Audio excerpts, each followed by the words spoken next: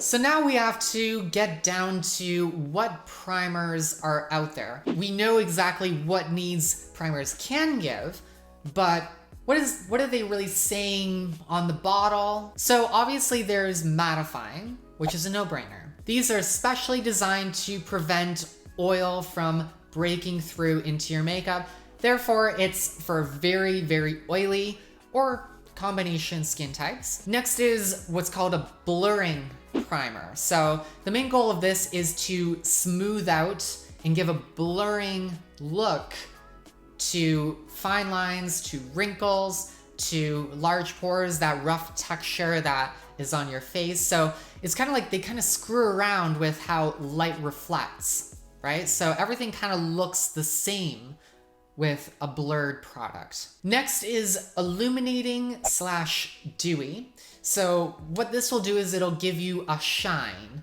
a nice good glow. Typically these are the most natural looking as they kind of mimic how light reflects on your face. They tend to be for dry or just normal skin types. Next is possibly anti-aging primers. So these tend to have protecting or repairing qualities. Many contain high SPF against UV rays, and they have skin healthy ingredients. All good stuff for aging skins. Next up is color correcting primers. Yeah, this term kind of floats around in makeup, not just in concealer. These are primers that are tinted a different color. So you can get either green, yellow, purple, peach. And what these do is that they kind of give a universal color correction. So say for example, you have kind of a lot of redness. This is when a lot of people tend to use a green color corrector. So that way that redness does not really come through in their foundation and they don't have to kind of,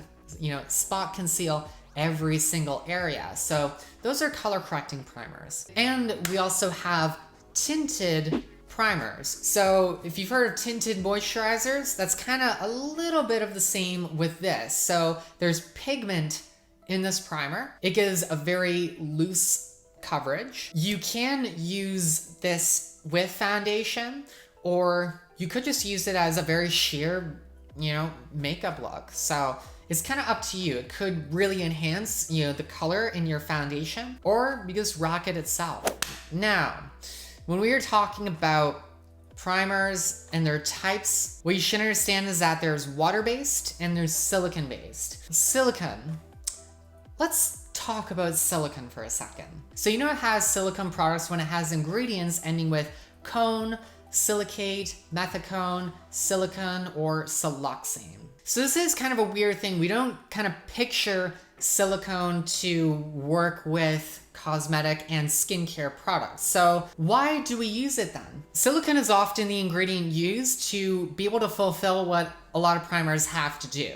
They have to fill in the cracks and crevices in your face to make, it not a V, right? Not make it a dip. And there's very little research to back up the argument that it will clog your pores up, that'll suffocate the skin, because most silicones are classified as non-comedogenic, so you're gonna be fine. Next is water-based primers. So keep in mind that water-based primers are not devoid of silicone products. They tend to be, thinner, lightweight, more easily spreadable. They tend to work really, really good for a lot of dry skin. They typically aren't used to mattify. They're more for those drier skins to add that extra shine, to give a little bit more help with some hydration. So now that we know a whole ton about primers, we're gonna be talking about exactly what primer is gonna work best for you. So if you're very dry,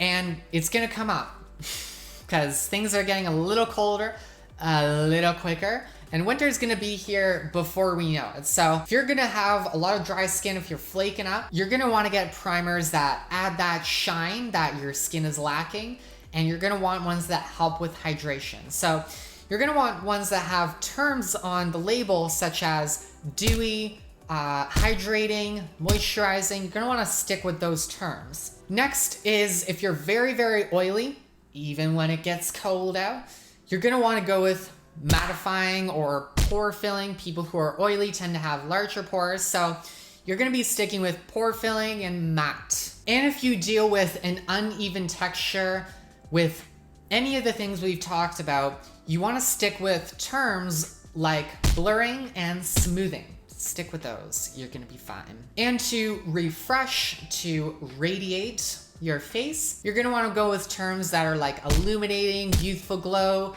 dewy, once more. That's gonna work for you.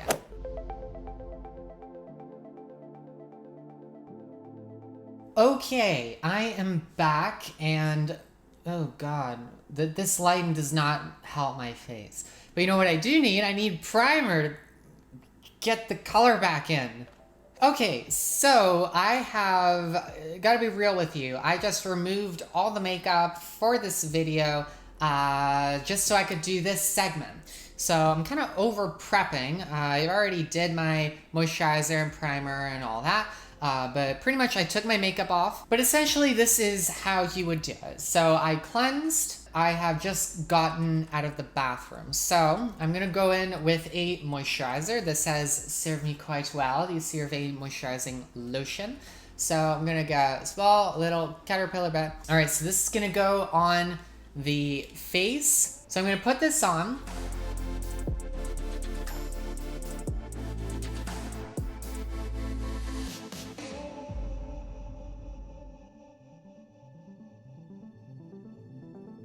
Yeah, my skin has been a little rough with me because I can't shave every day anymore. It just can't happen. I've gotten to the point where it doesn't grow fast enough. And this is a weird spot for me because I wish it grew by faster so that way I wouldn't run into like a whole lot of irritation if I had to shave every day. I'm in a weird spot too because we don't really have to put on a full face of makeup to get ready every day because we got our mask on. So what I tended to do with work was I just, do the main area. You don't gotta worry about this, and then you can go days without shaving, and that tends to work with me. But due to like everything and filming stuff, it's been a little rough to my face. So this is another thing. If you're going through like the hair removal process, you're in a weird spot when you kind of have to like put 100% in every day, and then your facial hair can't keep up with that everyday look, because if you want to get that makeup really spot on, you need the close clean shave, and then when your body just can't handle a shave, it's really weird. Anyway, I just let this sit in for a minute or two just to make sure everything is in. And a good tip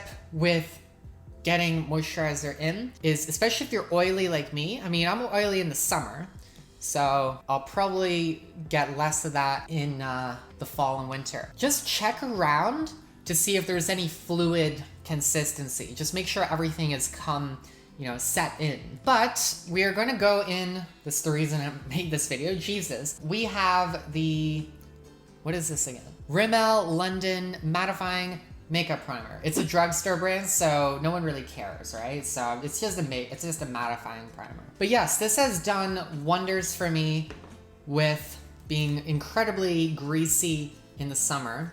Let me see if I actually, can you hear that going against the mic? Maybe I should have, I'm sorry, I should have gone to the store and but no one's got a budget right now. I mean, come on. I mean, try to move and try to get primer at the same time. I need primer for the bloody house. That should be pretty good. So you don't want to overdo primer. If you have really dry skin, it might be in your best interest to put a little bit more in because your skin's gonna soak it up, real quick, right? But the point is really just to get a really light coat, all around. So I am going to put just a little bit. I am so sorry about the fridge humming like that. I don't know what it's gonna sound like in post, but I really don't want to get to the point where I have to unplug the fridge every time I'm filming. Like, that's just not the life I want. It's just not. I'm gonna go in, just spreading the primer around, and there's a few areas I want to watch out for. So in my case, I've been really oily and it's kind of carried over into the fall. So what I also have though is a lot of fine lines. So I have it in my forehead. I need to use eye primer for my under eyes, but I get greasy in my nose, the T-zone. I have very fine lines here. I don't know how noticeable that is for you guys, but I have it here. At the bottom of my lip, that's a fine line. These are a lot of things I have to keep in mind. So with those parts of my face and my facial hair in general, go with the grain and, you know, really make some funny faces. And you're gonna wanna press in to those fine lines in the oily areas. This is one of the most neglected areas in makeup, I find, is that rim of your nostril.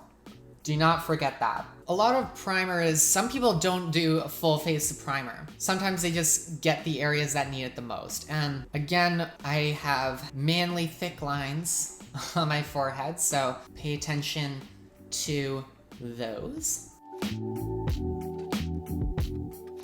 I am going to wait a couple minutes. Just let your skin do whatever it wants with the products you put on it. Make sure there's no excess left, so that way once you put your makeup on, everything looks fine, right? All right, so it has been a couple minutes, so I'm just gonna go around and I'm gonna feel, okay, this feels pretty good. That foundation I put on, the MAC Studio Fix, that goes on so smooth when I put this on. So there it is. That's how you essentially apply primer. I mean, obviously people either use it in certain places to fit specific needs. That's primer in a nutshell. Back to the one done up. All right, girls, we are done. I hope this cleared up a lot of stuff concerning primers, and if it's gonna be working for you, at least you know if you have certain problems, then primers might just be the answer. And if you have any further questions, be sure to comment down below. I am not a big YouTuber, so I will surely answer your questions. Thank you so much for watching. I will see you next week, hopefully in a little bit of a better setup. Take care.